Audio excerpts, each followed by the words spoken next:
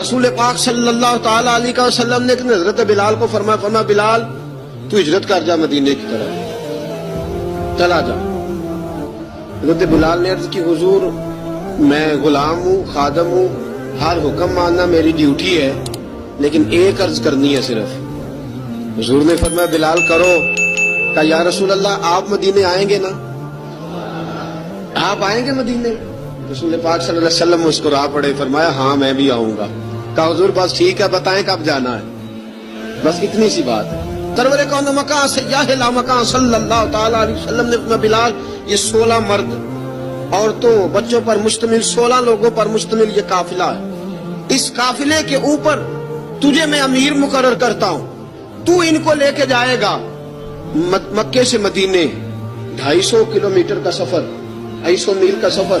حضرت بلال حبشی رضی اللہ تعالیٰ عنہ قافلے کے امیر بن کے، سخت گرمی کا موسم، حضرت بلال کے ہاتھوں میں تلوار ہے، ایک ہاتھ میں نیزہ ہے، ایک ہاتھ میں تلوار ہے، تیر آپ نے پیچھے باندھ رکھے پشت پہ، اور آپ لے کے جا رہے ہیں، کبھی قافلے کے آگے، کبھی پیچھے، کبھی دائیں کبھی بائیں۔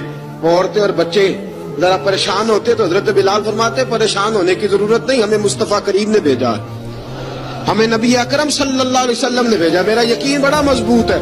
اب یہ قافلہ جا رہا ہے، حضرت بلال حبشی نے بخیر و عافیت سپہ سالار بن کر اس قافلے کو پہنچایا مدینے میں۔ اب مدینے پہنچا کے سارے لوگ مدینے والے مدینے میں لگ گئے اپنے اپنے کام۔ حضرت بلال پہلے دن ہی آ کے مدینہ منورہ سے باہر سرحد پہ کھڑے ہو گئے۔ کہا بلال ادھر کیا کر رہے ہو؟ نبی پاک علیہ السلام نے وعدہ فرمایا تھا میں آؤں گا، اب میرا تو کام ہے نبی پاک کا انتظار کرنا، استقبال کرنا۔ حضرت بلال روز انتظار کرتے، رسول پاک تشریف لے آئے، حضور حکم کیا ہے؟ فرمایا مسجد بنانی ہے، مسجد قباء بن رہی ہے، تو سب مزدوروں سے زیادہ کام حضرت بلال نے کیا۔ مسجد نبی کی تعمیر شروع ہوئی تو سب سے زیادہ کام حضرت بلال نے کیا، مسجد بن گئی۔ اب جناب اذان کا معاملہ شروع ہو گیا، مسلمانوں کو نماز کے لیے کیسے بلائیں؟ ایک صحابی کہنے لگے حضور ہم اوپر آگ جلایا کریں گے، جب آگ جلے گی تو لوگوں کو پتہ چلے گا نماز کا وقت ہو گیا۔